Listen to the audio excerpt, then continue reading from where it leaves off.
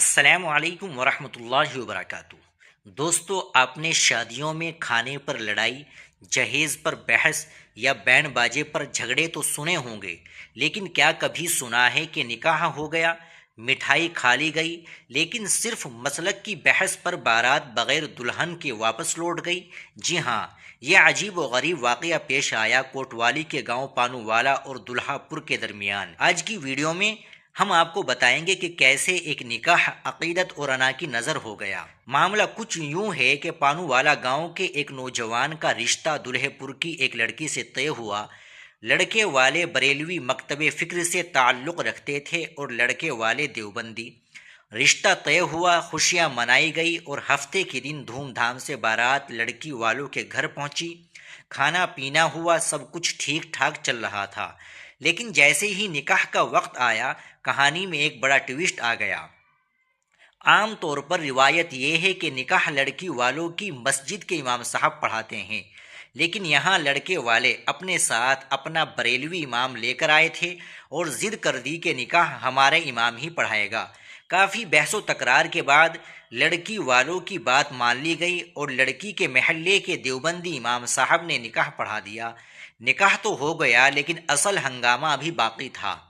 نکاح کے بعد کچھ باراتیوں کے درمیان یہ بات ہونے لگی کہ نکاح تو ہو گیا، لیکن گھر جا کر پہلے طلاق دلوائیں گے اور پھر اپنے بریلوی امام سے دوبارہ نکاح پڑھوائیں گے۔ جب یہ بات لڑکی والوں کے کانوں تک پہنچی تو ان کے پیروں تلے سے زمین نکل گئی۔ انہوں نے صاف کہہ دیا کہ جو لوگ ابھی سے طلاق کی باتیں کر رہے ہیں، ہم اپنی بیٹی ان کے ساتھ نہیں بھیجیں گے۔ نتیجہ، رخصتی رک گئی اور بارات خالی ہاتھ واپس لوٹ گئی۔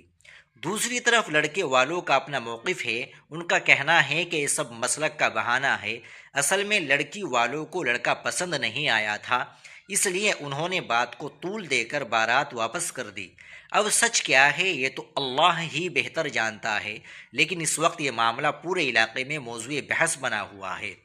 بات اتنی بڑھ گئی کہ اتوار کے روز ایک مقامی بی جے پی لیڈر کے گھر پر دونوں فریقین کی پنچایت بیٹھی تاکہ اس الجھی ہوئی گتھی کو سلجھایا جا سکے۔ لیکن سوال یہ ہے کہ کیا مذہب اور مسلک کے نام پر اس طرح کے جھگڑے جائز ہیں؟ دوستو، نکاح اللہ کا حکم اور سنت رسول اللہ صلی اللہ علیہ وسلم ہے، لیکن اسے مسلکی ضد کی بھینٹ چڑھا دینا کہاں کی عقل مندی ہے؟ آپ کی اس بارے میں کیا رائے ہے؟ کیا لڑکی والوں کا رخصتی سے انکار کرنا درست تھا یا لڑکے والوں کی ضد جائز تھی؟ کمنٹس میں اپنی رائے ضرور دیں۔ ویڈیو پسند آئی تو لائک کریں، شیئر کریں اور ہمارے چینل کو بھی سبسکرائب کرنا نہ بھولیں۔ ملتے ہیں انشاءاللہ اگلی ویڈیو میں۔ اللہ حافظ۔